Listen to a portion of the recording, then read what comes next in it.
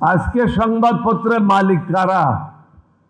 2/3 হচ্ছে স্মাগলার অথবা কালো টাকার মালিকেরা।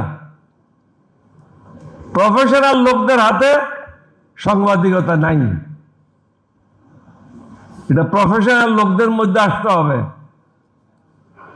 আপনি গরুর থেকে তো মানুষ আশা করেন না, গরুর থেকে তো গরুর বাচ্চা হবে। যে সমস্ত পত্রিকাগুলি ভারত দ্বারা পরিচালিত হয় তারা তো বাংলাদেশের লোকের কথা বলবে না।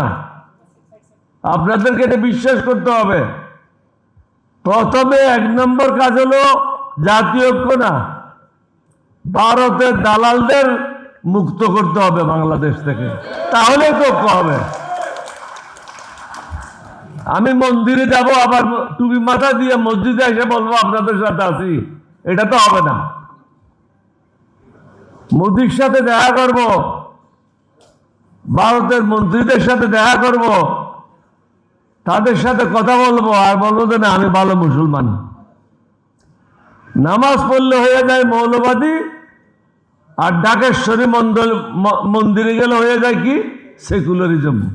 মুসলমান হলে মুশকিল ভাই। আমরা তো কোনো হিন্দুকে ঘৃণা করি না, কোনো বৌদ্ধকে ঘৃণা করি না, কোনো ধর্মের লোককে ঘৃণা করি না।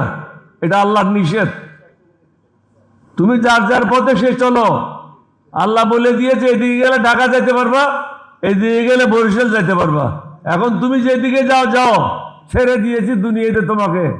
যখন আমার কাছে ফিরে আসবে তখন গর্দান ধরব, সঠিক রাস্তায় যাও নাই কেন। আমরা কিন্তু টাকার পিছনে দৌড়াচ্ছি। আমরা আগে কি ছিলাম, এখন কি আছি, এটা জনগণ জানে। জনগণকে ধোঁকা দেওয়ার কোনো সুযোগ নাই। কিন্তু দুঃখের বিষয় হলো ভোট আসলে মানুষ সব জিনিসগুলি ভুলে যায়।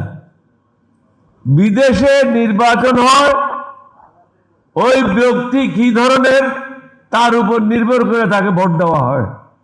আর আমাদের দেশে ভোটের পদ্ধতি হলো সিম্বলের উপরে। আমরা যতদিন পর্যন্ত সত্যকে ধারণ করব না ততদিন পর্যন্ত ইলিয়াস বা কনক সরোয়ার বা পিনাকি ভট্টাচার্য যতই চেঁচামেচি করুক লন্ডন থেকে বা আমেরিকা থেকে, কোনো লাভ হবে না। লাভ হবে যখন আমরা সবাই এক লাইনে আসবো, সেটা হলো ভারতীয় দালাল মুক্ত বাংলাদেশ।